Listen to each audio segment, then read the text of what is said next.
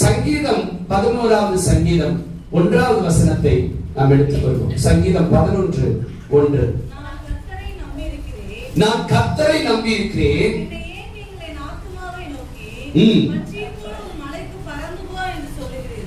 பின்ன ஏன் என் ஆத்துமாவை நோக்கி பட்சியை போல பறந்து மலைக்கு போங்கள் என்று சொல்லுகிறீர்கள் என்று சொல்லி நம்பார். இந்த வசனத்திலே இதை தாவீது எழுதுகிற சங்கீதம். இது தாவீதுக்கு நிறைய பிரச்சனை, நிறைய குழப்பம், சவுலால நிறைய மரண பயம், சவுலால நிறைய உபத்திரவம் தாவீதுக்கு நிறைய வந்துச்சு. அப்ப கூட இருக்கிறவங்க எல்லாம் சொல்றாங்க, தாவீதோடு இருக்கிற நபர்கள் எல்லாம் சொல்றாங்க, சவுலு உங்களை கொலை பண்ண வரான், ஆகவே ஒரு பாதுகாப்பான இடத்துக்கு என்ன செய்ய, நீங்க போயிடுங்க, இல்லைன்னா சவுல் உங்களை கொலை செஞ்சிருவான் அப்படின்னு சொல்றாங்க. அப்பதான் தாவீது சொல்றாரு, நான் கர்த்தரை அடைக்கலமாய் என்ன பண்ணிருக்கிறேன், கொண்டிருக்கிறேன். நான் கர்த்தரிடத்தில் அடைக்கலம் புகுந்திருக்கிறேன், பின்ன ஏன் நான் மலைக்கு போக வேண்டும் என்று கேட்கிறார். அவர் எழுதுற ஒரு சங்கீதம். இதுல நாம் பார்க்கிற காரியம் என்னவென்று சொன்னார், நான் எந்த சூழ்நிலையிலும் தேவனை விட்டு ஓட மாட்டேன், தேவனை விட்டு விலக மாட்டேன். காரணம், நான் கர்த்தரை நம்பி இருக்கிறேன், நான் கர்த்தரை சார்ந்து கொண்டிருக்கிறேன், நான் கர்த்தரை பிடித்திருக்கிறேன். ஆகவே என்ன பிரச்சனை வந்தாலும் கர்த்தரை விட்டு என்ன செய்ய மாட்டேன், நான் போக மாட்டேன் என்று சொல்லி நான் பாருங்க. என்ன எத்தனை இன்னல்கள் வந்தாலும், எத்தனை போராட்டங்கள் வந்தாலும், எத்தனை விதமான உபத்திரவங்கள் வந்தாலும், நான் கர்த்தரிடத்திலே பாதுகாப்பா இருக்கிறேன். நான் யார்கிட்ட பாதுகாப்பு? நம்முடைய பாதுகாப்பு கர்த்தரிடத்திலே இருக்கிறது. எனக்கு பாதுகாப்பு அளிக்கும் உலகம் பல வழிகளை காண்பித்தாலும் நான் கர்த்தரிடத்திலே பாதுகாப்பா இருக்கிறேன். இந்த உலகத்துல நிறைய பாதுகாப்புக்கு நிறைய காரியம் சொல்வாங்க. ஆனா நமக்கு பாதுகாப்பு, நம்முடைய ஜீவனுக்கு பாதுகாப்பு, நம்முடைய வாழ்க்கைக்கு பாதுகாப்பு யார்கிட்ட இருக்கு? கர்த்தர்கிட்ட மட்டும்தான் இருக்கு. ஆகவே தான் தாவீது சொல்லுகிறார், நான் கர்த்தரிடம். 1 சாமுவேல் 23ஆம் அதிகாரம் 14வது வசனத்தை ஒருவர் வாசிங்க. பாருங்க, சவுல் அனுதினமும் தாவீதை தேடுவான கொலை பண்றதுக்கு. ஆனா தேவன் தாவீதை சவுல் கையில என்ன செய்யல, ஒப்பு கொடுக்கல. ஏன்னா தாவீது கர்த்தர் கிட்ட அடைக்கலம் போயிட்டார். ஒரு மனிதன் கர்த்தர் கிட்ட போயிட்டா வேற எதுவுமே நமக்கு அவசியம் இல்லை. ஆண்டவரை விட நம்மளை பாதுகாக்க இந்த உலகத்துல வேற ஒன்றும் இல்லை. புரியுதுங்களா? நான் ஆண்டவர் கிட்ட அடைக்கலம் புகுந்தேன். தாவீதை கொலை செய்ய சவுல் அநேக தடவை வந்திருக்கானா, ஆனா தாவீத சவுல் கிட்ட ஆண்டவர் என்ன பண்ணல, ஒப்பு கொடுக்கல. ஏன் ஒப்பு கொடுக்கலன்னா, தாவீது கர்த்தர் கிட்ட அடைக்கலம் போயிட்டாரு. அப்படின்னா ஆண்டவரை நம்பிட்டாரு. ஆண்டவரை ஒரு மனிதன் நம்பிட்டா அவரை விட ஒரு பாதுகாப்பு இந்த உலகத்துல யாராலையும் என்ன செய்ய முடியாது, தர முடியாது. மழை வருது, மழை வரும்போது எல்லாரும் என்ன எடுத்துட்டு போவாங்க, கொடை எடுத்துட்டு போவாங்க. ஏன் கொடை எடுத்துட்டு போறாங்க? அந்த கொடை என்ன செய்யும், என்ன பாதுகாக்கும். அதுக்காக தான் என்ன எடுத்துட்டு போறோம், நம்ம கொடை எடுத்துட்டு போறோம்ல. அது போலதான் இயேசு நமக்கு கொடை மாதிரி. இயேசு நமக்கு யாரு? இந்த துன்பம் நிறைந்த உலகத்திலே, பாடுகள் நிறைந்த உலகத்திலே, போராட்டம் நிறைந்த உலகத்திலே எப்படி மழை பெய்யும் போது குடை ஒரு மனிதனை. சவுல் தாவீதை கொலை பண்ண நிறைய தடவை வந்தான். ஆனா சவுலினுடைய ஒரு சுண்டு விரல் கூட யார் மேல படல. ஏன்னா யார் அவன் கூட இருந்தா? கர்த்தர் கூட இருக்கிறார். அது போல அவங்க கூட எல்லாம் கர்த்தர் இருக்கிற. நீங்க யார்கிட்ட போய் அடைக்கலமா வந்திருக்கீங்க? கர்த்தர் கிட்ட அடைக்கலமா வந்துட்டீங்க. கர்த்தரை நம்பி வந்துட்டீங்க. உங்களுக்கு ஒண்ணும் நடக்காது. பக்கத்துல பார்த்து சொல்லுங்க, உங்களுக்கு ஒண்ணும் நடக்காது. உங்க பையனுக்கு ஒண்ணும் நடக்காது சொல்லுங்க. உங்க மகனுக்கு ஒண்ணும் நடக்காது. ஏன்னா நான் யார்கிட்ட அடைக்கலம் வந்துட்டேன்? கர்த்தர் கிட்ட அடைக்கலம் வந்துட்டேன். நான் கர்த்தர்கிட்ட அடைக்கலம் வந்தபடியினாலே என்னுடைய வாழ்க்கையில ஒன்றும் எனக்கு எந்த தீங்கும் எனக்கு அணுகாது. சங்கீதம் 32:7 கூட அதைதான் சொல்லுகிறது. நம்மை பாதுகாக்கிற தெய்வமா இருக்கிறார். அவர் நமக்கு எப்படி இருக்கிறாரு? பாதுகாப்பா இருக்கிறார். அந்த பாதுகாக்கிற தேவன் நம்ம கூட இருக்கிறபடினாலே நம்ம எதற்கும் பயப்படணும்னு அவசியம் இல்லை. அவர் நமக்கு மறைவிடமா இருக்கிறார். இன்னைக்கு நிறைய பேரு வியாதியை பார்த்து பயப்படுறீங்க, பல சூழ்நிலைகளை பார்த்து பயப்படுறீங்க. ஐயோ, என்னை பாதுகாக்க யாருமே இல்லையே, நான் கடைசி காலத்துல நான் என்ன என் நிலைமை ஆகும், எனக்கு யார் இருக்கா என் கூட, என்னை விசாரிக்க யார் இருக்கா, எனக்கு சாப்பாடு கொடுக்க யார் இருக்கா, நான் வியாதியின் படுக்கையில் இருக்கிறேனே, தூக்க யார் இருக்கா. நான் கர்த்தரிடத்திலே அடைக்கலம் புகுந்தேன். பின்ன ஏன் எனக்கு வேற ஒரு பாதுகாப்பு தேவை? பின்ன ஏன் எனக்கு ஒரு அடைக்கலம் தேவை? தாவீது சொல்லுகிற வார்த்தையின்படிதான் நம்ம சொல்லணும். நான் யாரை நம்பிட்டேன்? கர்த்தரை நம்பிவிட்டேன். ஏசாயா 26:34 கூட நாம் வாசிக்கிறோம். ஏசாயா 26:34, கர்த்தரை என்றென்றைக்கும் நம்புங்கள், அவர் நித்திய கண்மலையா இருக்கிறார். 3வது வசனம் வாசிக்க,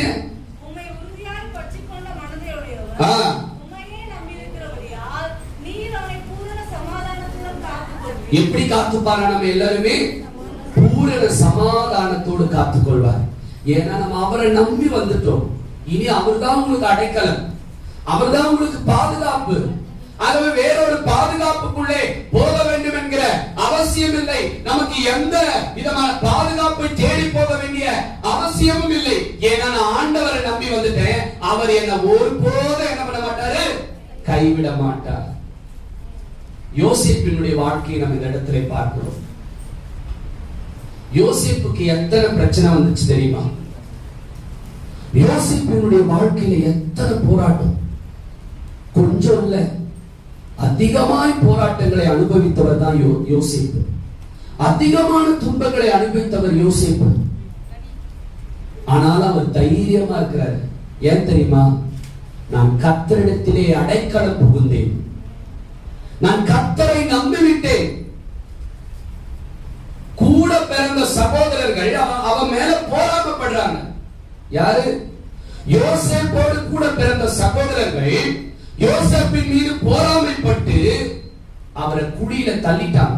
எங்க தள்ளிட்டாங்களா? ஒரு பயங்கரமான படுகுழி, தண்ணி இல்லாத குழியில தள்ளிட்டாங்க கூட பிறந்த சகோதரர்கள். அடுத்தது என்ன தெரியுமா பண்றாங்க? அடிமையா காசு வித்துட்டாங்க. அடிமையா காசுக்கு அடிமையா வித்துட்டாங்க. அவர் எப்படி உடைச்சு போயிருப்பாரு கவனிக்கிறீங்களா? எப்படி அவர் உடைச்சு போயிருப்பாரு? கூட பிறந்த சகோதரர்கள் அவன் மேல போராடப்பட்டு அவரை அடிச்சு யோசேப்பை குழியில தள்ளி விடல, திரும்பியும் தூக்கி காசுக்கு வித்துட்டாங்க. அங்கிருந்து போயிட்டார். அவர் மனம் எவ்வளவு உடைச்சிருக்கும். ஏன் தைரியமா இருக்கிறாரு? நான் யாரிடத்தில் அடைக்கலம் புகுந்தேன்? சொல்லுங்க. ஒரு மனிதன் கர்த்தரிடத்தில் அடைக்கலம் புகுந்தார், ஒரு மனிதன் கர்த்தரை நம்பிவிட்டார், வாழ்க்கையில எவ்வளவு போராட்டம் வந்தாலும் சரி யோசேப்பை போல தைரியமா இருக்கணும். கூட பிறந்த சகோதரர்கள் யோசேப்பை அடிச்சு குழியில தள்ளுறாங்க. ஆனாலும் அவருக்குள்ள மனசுக்குள்ள என்ன வார்த்தை தெரியுமா? நான் கர்த்தரிடத்தில் அடைக்கலம் புகுந்தேன். கூட பிறந்த சகோதரர்கள் அடிச்சு குழியில தள்ளாங்க. ஆனா யோசேப்பின் மனசுல என்ன தெரியுமா ஓடிச்சு? நான் கர்த்தரிடத்தில் அடைக்கலம் புகுந்தேன். குழியில இருந்து தூக்கி அடிமையா வித்துட்டாங்க யோசேப்பை, காசுக்கு வித்துட்டாங்க. ஆனா யோசேப்பு மனசுல என்ன தெரியுமா இருந்தது? நான் கர்த்தரிடத்தில் அடைக்கலம் புகுந்தேன். எத்தனை பேர் அந்த வார்த்தையை சொல்ல முடியும்? என் மனைவி என்னை கைவிட்டாலும், பிள்ளைகள் என்னை கைவிட்டாலும், சொந்த பந்தங்கள் என்னை கைவிட்டாலும், என்கிட்ட இருக்கிறதெல்லாம் பறித்து கொண்டாலும் எனக்கு பயம் இல்லை. நான் கர்த்தரிடத்துல என்ன பண்ணியிருக்கிறேன்? அடைக்கலம் புகுந்திருக்கிறேன். அந்த தைரியம் உங்களுக்குள்ள வந்துகிட்டே இருக்கணும். ஒவ்வொரு நாளும் உள்ளத்துல என்ன இருக்கணும் சொல்லுங்க? தைரியம் இருக்கணும். நான் யார்கிட்ட அடைக்கலம் புகுந்தேன்? என்னை யாரு கைவிட்டாலும், பெற்றெடுத்த என் தாய் தகப்பனை மறந்து போனாலும் நான் கர்த்தரிடத்தில் அடைக்கலம் புகுந்தேன். அவருடைய பாதுகாப்புல நான் போயிட்டேன். இனி நான் கவலைப்பட வேண்டிய அவசியம் இல்லை. யோசேப்பு கவலைப்படணும்னா எப்படி அவர் கவலைப்பட்டிருப்பாரு? குடும்பத்தை விட்டு பிரிச்சுட்டாரு. யாரை விட்டு பிரிச்சாரு? அப்ப ஒரு மனசு என்ன அடைஞ்சிருக்கும்? அம்மாவை விட்டு பிரிஞ்சாரு, அப்பாவை விட்டு பிரிஞ்சாரு, அண்ணன் தம்பிகளை விட்டு பிரிஞ்சாரு, சொந்த பந்தங்களை விட்டு பிரிஞ்சாரு. அவர் கவலைப்படணும்னு சொன்னா எவ்வளவோ இருக்குல்ல, இருக்குதா இல்லையா? இன்னைக்கு உங்களுக்கு கவலை இருக்குதா இல்லையா? எத்தனை பேர் கவலைப்படுறீங்க? என்னை எல்லாரும் என்னை விட்டு பிரிஞ்சுட்டாங்கன்ட்டு. யோசேப்புக்கு அந்த சூழ்நிலை வந்துச்சு. அவர் நினைச்சு வேதனை பண்ணலாம், அதை நினைச்சு அழலாம். நான் என் குடும்பத்தை விட்டு பிரிச்சுட்டு இன்னைக்கு நான் அனாதையாக இருக்கிறேன்னு சொல்லி யோசேப்பு அதிகமாக கவலைப்பட்டு அழக்கூடியதான நிறைய சூழ்நிலைகள் யோசேப்புக்கு வந்தது. அது மாத்திரமல்ல, அடிமையான ஒரு வாழ்க்கை யோசேப்புக்கு. அடிமைனா என்ன தெரியுமா? தூக்கத்துக்கு டைம் இல்லை. காலையில இருந்து நைட்டு வரைக்கும் வேலை செய்யணும்னா செய்யணும், தூங்க முடியாது. அவன் கால் அமைக்க விடணும், கால் அமைக்க விடணும், அவன் என்ன சொன்னாலும் செய்யணும். அதுதான் அடிமை. அப்ப அவர் கவலைப்படுறதுக்கு நிறைய காரியம் இருந்துச்சு. ஆனா நீங்க சின்ன விஷயத்துக்கே நம்ம எல்லாம் எப்படி பண்றோம்? நிறைய கவலைப்படுறோம். என்ன விஷயத்துக்கு? சின்ன சின்ன விஷயங்களுக்கே கவலைப்படுறோம். ஆனா யோசேப்பு ஒரு அடிமையா விற்கப்பட்ட யோசேப்பு. அதுக்கப்புறம் ஒரு தவறான குற்றச்சாட்டு அவர் மேல என்ன வந்துச்சா? பொய் குற்றச்சாட்டு. அப்ப அவர் நினைச்சு கவலைப்படுறாங்க. அதுக்கப்புறம் சிறை வாசம், சிறை தண்டனைக்கு போயிட்டாரு. தப்பு செய்யாம சிறை தண்டனைக்கு போயிட்டாரு. இவ்வளவு கஷ்டத்தை அனுபவித்தும் கூட யோசேப்பு தேவனை குறை சொல்லவில்லை, குறை சொல்லவே இல்லை. ஒண்ணு. ரெண்டாவது, கவலையில மூழ்கி போகவும் இல்லை. நீங்க எல்லாம் இன்னைக்கு கவலையில என்ன பண்ணுவீங்க? ஒரு சின்ன விஷயம் நடக்கலனாலும் கவலையில என்ன பண்றீங்க? யோசிச்சு யோசிச்சு கவலைப்படுறீங்க. எத்தனை பேர் இந்த இடத்துல யோசிச்சு யோசிச்சு கவலைப்படுவாங்க? நிறைய பேர் தெரியுமா உங்களுக்கு? அவங்க எல்லாம் அவங்கள ஃப்ரீயா இருக்கவே விட மாட்டாங்க. மறந்துட்டு இருந்தாலும் திரும்பி யோசிப்பாங்க அந்த கவலையை. அவங்கள மறந்துடுவாங்க. மறந்துட்டு என்ன பண்ணுவாங்க? திரும்பியும் யோசிச்சு கவலைப்படுவாங்க. ஆனா யோசிப்பு கவலைப்படுறதுக்கு எவ்வளவு விஷயம் நடந்துச்சு. ஆனா அவர் கவலையில மூழ்கி போகவே இல்லையா? ஏன் அவர் கவலைப்படல? சொல்லுங்க. ஏன் யோசிப்பு கவலைப்படல? கர்த்தரிடத்தில் அடைக்கலம் புகுந்து. ஒரு மனிதன் கர்த்தரை நம்பி வந்துட்டா அவன் எதை நினைச்சு கவலைப்படக்கூடாது, எதை நினைச்சு உடைஞ்சு போக கூடாது, எதை நினைச்சு வேதனைப்படக்கூடாது. யோசேப்பு கவலைப்படுவதற்கு அநேக காரியங்கள் இருந்தாலும், அவர் கொஞ்சம் நெஞ்ச போராட்டம் இல்ல, நிறைய போராட்டங்களை அனுபவித்த யோசேப்பு கவலைப்படுவதற்கு நிறைய இருந்தாலும் அவர் கவலைப்படாததுக்கு காரணம் என்ன? தேவனிடத்தில் அடைக்கலம் புகுந்தேன். யாரிடத்தில் அடைக்கலம் புகுந்தேன்? சொல்லுங்க. அப்ப நீங்க தேவனிடத்திலே அடைக்கலம் புகுந்து விட்டீர்களா, அல்லது அடைக்கலம் புகுந்ததை போல நினைத்துக் கொண்டிருக்கிறீர்களா? நான் சொல்றது புரியுதா? தேவனிடத்துல ஒரு மனுஷன் வந்துட்டான் அப்படின்னா அவங்க எதை குறிச்சு என்ன பண்ணக்கூடாது? சொல்லுங்க. இது இல்ல, அது இல்ல, இது இல்ல, இவங்க விட்டாங்க, அவங்க மறந்துட்டாங்க, அவங்க உதவி பண்ணல, இவங்க உதவி பண்ணல, இவங்க பார்க்க வரல, அவங்க செய்ய வரல அப்படின்னு கவலைப்படாம தைரியமா இருக்கணும். ஹல்லேலூயா. தேவன் யோசேப்பு யாரு என்ன சொல்லல, குறையும் சொல்லல, தேவனையும் குறை சொல்லல. அதை குறிச்சு என்ன பண்ணல அவரு? நீங்க யாரும் கவலைப்படக்கூடாது. பக்கத்துல பார்த்து சொல்லுங்க, கவலைப்படாதீங்க.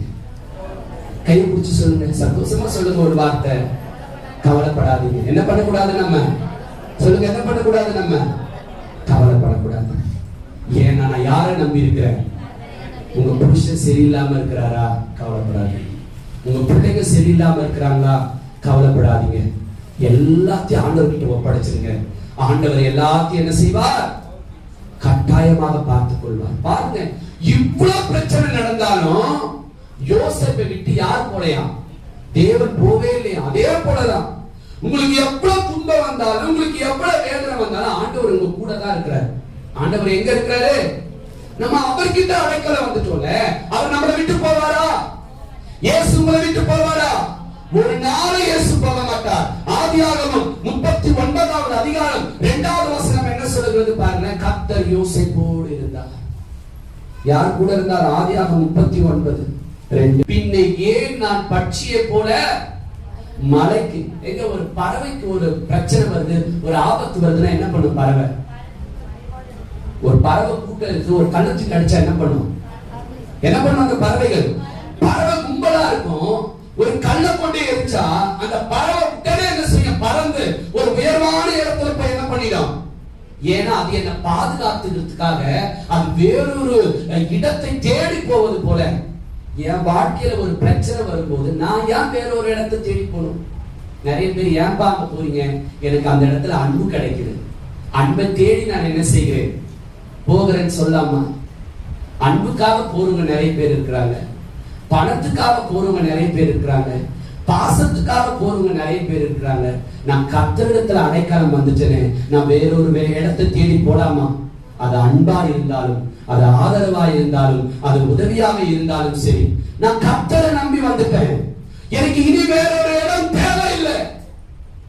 நான் ஏன் பறவைகளை போல நான் மலைக்கு பறந்து போக வேண்டும்? நான் ஏன் இன்னொரு இடத்தை தேட வேண்டும்? அதுதான் இந்த வசனம் நமக்கு சொல்லுகிறது. நிறைய பேருக்கு பறவைகள் எப்படி ஒரு பிரச்சனைன்னு வந்தா அது உடனே பறந்து இன்னொரு இடத்தை தேடி போதோ, அதே போல நம்ம வேறொரு இடத்தை தேடி போக கூடாது. நிறைய பேர் சபையை கூட என்ன பண்றீங்க? இன்னொரு சபையை தேடி போறீங்க. இன்னொரு சபையை கூட என்ன பண்ணக்கூடாது? நம்ம தேடி போக கூடாது. தேவன் என்னை அடைக்கலமா இந்த இடத்துல வச்சிருக்கிறாரு, எனக்கு எதுக்கு இன்னொரு சபை? ஒரு சபை, ஒரு குடும்பம், ஒரு ஊழியம், ஒரு திருச்சபையாய் தேவனை நாட்டின இந்த சபையிலே என்னை ஒரு விருட்சமாய் நாட்டப்பட்ட இந்த சபையை விட்டு நான் இன்னொரு இடத்துக்கு நான் பறந்து போக கூடாது. அதுக்கு ஒரு வியாதி வந்துருச்சு, உடனே எங்க போவாங்க? எங்க போவாங்க? வியாதி வந்த உடனே மருத்துவரிடம் போவது. பண தேவை வந்த உடனே எங்க போகணும்? பண தேவை வந்தா எங்க போவீங்க? லோன் ஆபீஸ்க்கு போறது. ஒரு பிரச்சனை வந்துச்சுன்னா காவல்துறை கிட்ட போறது. உங்களுக்கு ஒரு கேஸ் வந்தா கோர்ட்டுக்கு போறது. இல்ல மனச்சோர்வு, குடும்பத்துல பிரச்சனை வந்தா மனைவிகளை தேடி போறது. இதெல்லாம் என்னன்னா மலைக்கு போவதுக்கு சமம். இன்னொருவருடைய உதவியை தேடி போவது. ஆண்டவரை நம்பி நான் வந்ததுக்கு அப்புறம் நான் வேற எதை பெருசா பார்க்க முடியும்? டாக்டரை பெருசா பார்க்கலாமா? காவல்துறையை பெருசா பார்க்கலாமா? அட்வொகேட்டை பெருசா பார்க்கலாமா? எதையும் நீங்க பெருசா பார்க்காதீங்க. ஏன்னா நான் ஆண்டவரை நம்பி வந்துட்டேன், நான் அவரிடத்துல அடைக்கலமாய் வந்துட்டேன். இனி எதையும் தேடி போகாதீங்கன்றதுதான் இந்த வசனம் நமக்கு சொல்லுகிறது. ஹல்லேலூயா. இதே போல ஒரு மனிதனுக்கு ஒரு பெரிய பயம் வருது. எலியாவுக்கு ஒரு மிகப்பெரிய பயம். 1 ராஜாக்கள் 19வது அதிகாரத்தில் வாசிக்கிறோம். எலியாவுக்கு ஒரு மிகப்பெரிய பயம் வருகிறது. எசபேல் என்ன தெரியுமா செய்றா? எலியாவை கொலை செய்வதற்காக அவன் திட்டமிட்டான். யார? தீர்க்கதரிசிகளை கொலை செய்யணும். அந்த தீர்க்கதரிசி தான் எலியா. இந்த எலியாவை கொலை செய்வதற்கு எசபேல் என்ன சொல்றானா, எலியாவை நான் கொலை செய்ய போறேன்றா. இப்ப என்ன வந்திருக்கு? இப்ப எசபேல் எலியாவுக்கு என்ன வந்திருக்கும் கவனிக்கிறீங்களா? பின்னாடி எலியாவுக்கு ஒரு பெரிய பிரச்சனை வருது. எசபேல் எலியாவை கொலை செய்ய வருகிறார். எலியா யாரு? வசனம் தெரியும், ஊழியக்காரர், தீர்க்கதரிசி. இப்போ எசபேல் கொலை பண்ற செய்தியை கேட்ட உடனே எலியாவுக்கு பயம் வந்த உடனே என்ன தெரியுமா பண்ணாரா? பறந்து மலைக்கு போயிட்டாரு. ஒரு பெண்ணுக்கு பயந்து எங்க ஓடிட்டாரு? மலைக்கு ஓடிட்டார். பாருங்க, அவன் பயந்து ஓடிவிட்டான். பாலைவனத்தில் மறைந்து கொண்டான். மரத்தின் கீழ் நான் சாக விரும்புகிறேன்னு சொன்னான். என்ன பண்ணா தெரியுமா? பாலைவனத்துல போய் நான் மரத்துக்கு கீழே உட்கார்ந்துட்டு நான் என்ன பண்ண போறேன்? சாக போறேன் அப்படின்றான். யாரு? ஒரு மனிதனுக்கு உயிர் பயம் வந்த உடனே எலியா சொல்றாரு, நான் என்ன பண்ண போறேன்? இப்போ சாக போறேன்னு சொல்றாரு. இதுக்கெல்லாம் என்ன தெரியுமா காரணம்? பயம். எப்படிங்க எலியா எப்படிங்க வசனத்தை மறந்தாரு? எலியா ஒரு ஊழியக்காரராச்சே, இப்போ மரத்துக்கு கீழே போய் உட்கார்ந்துட்டான். எலியா மரத்துக்கு கீழே உட்காந்துட்டு சொல்றாரு, நான் என்ன பண்ண போறேன், இப்போ சாக போறேன், என் உயிரை எடுங்கன்னு ஜெபம் பண்றாரு எலியா. யார்கிட்ட அடைக்கலம் போயிருக்கிறாரு அவரு? யார்கிட்ட அடைக்கலம் போயிருக்காரு பாருங்க. ஒரு ஆண்டவர் அறிந்தவர் இப்போ எசபேல் கொலை பண்ணணும்னு செய்தி கேட்ட உடனே இவர் பறந்து மலைக்கு போயிட்டாரு, பாதுகாப்புக்கு போயிட்டு இப்ப ஜெபம் பண்றாரு. ஒரு சூரிய செடி கீழே உட்கார்ந்துக்கிட்டு, நான் சாகணும், என்னை எசபேல் என் உயிரை எடுக்கிறதுக்கு முன்னாடி ஆண்டவரே நான் வாழ்ந்தது போதும், என் உயிரை என்ன பண்ணுங்க. யாருன்னா அப்படி ஜெபம் பண்றீங்களா? ஆனாலும் எலியாவை ஆண்டவர் விடல. எலியாவுக்கு என்ன தெரியுமா சொன்னாரா? காகத்தின் மூலியமாக அப்பத்தையும் இறைச்சி துண்டையும் கொடுத்து சாப்பிடுப்பா, நான் உன்னை பலப்படுத்துறேன், நீ எழுதி போன்னு சொல்லி பலப்படுத்தி அனுப்பிச்சு வச்சாரு. அந்த தேவன் இந்த வேளையில உன்னையும் பலப்படுத்த போதுமானவரா இருக்கிறார். நம்ம ஆண்டவரை நம்பி வந்துட்டோம், வியாதியை குறிச்சு பயப்படாதீங்க. நீங்க ஆண்டவரை நம்பி வந்துட்டீங்க, போராட்டத்தை குறிச்சு பயப்படாதீங்க. நீங்க ஆண்டவரை நம்பி வந்துட்டீங்க, வேற சரீரத்தில் இருக்கிற எந்த விதமான வேதனை நினைச்சு கவலைப்படாதீங்க. நான் ஆண்டவரை அடைக்கலமாய் கொண்டேன், நான் ஆண்டவரிடத்தில் அடைக்கலம் புகுந்தேன். வேற என் வாயில எலியாவை போல உயிருக்கு பயப்படக்கூடாது. உயிருக்கு பயந்தாலும் பரவாயில்ல. யோசேப்பு என்ன சொன்னாங்க? இவ்வளவு பிரச்சனையில ஆண்டவர் என்ன பண்ணல, அவரு குறை சொல்லல, கவலையும் படல. ஆனா எலியா ஒரு தீர்க்கதரிசி. யோசேப்பு ஊழியக்காரன் இல்ல. யோசேப்பு யாரு? ஒரு சாதாரணமான மனிதன். ஆனா எலியா யாரு? வல்லமையான ஊழியக்காரன். ஆனா வல்லமையான ஊழியக்காரன் என்ன சொல்றாரு? எனக்கு சாவு வரலையேன்னு சொல்றாரு. ஆனா இவ்வளவு பிரச்சனையில இந்த யோசேப்பு ஆண்டவரே குறை சொல்லல. ஏன்னா அவருக்கு தெரியும், நான் யார்கிட்ட அடைக்கலமா போயிட்டேன், நான் யாரை நம்பி போயிட்டேன். அப்ப ஆண்டவரை நம்பிட்டீங்கன்னு சொன்னா எத்தனை போராட்டம் வந்தாலும் தைரியமா நில்லுங்க. இந்த வகையில் எதையும் பெருசா தேடக்கூடாது, கர்த்தரை மாத்திரம் தேடுங்க. கர்த்தர் உங்களை அதிகமாக ஆசீர்வதிப்பார். ஜெபிக்கலாமா?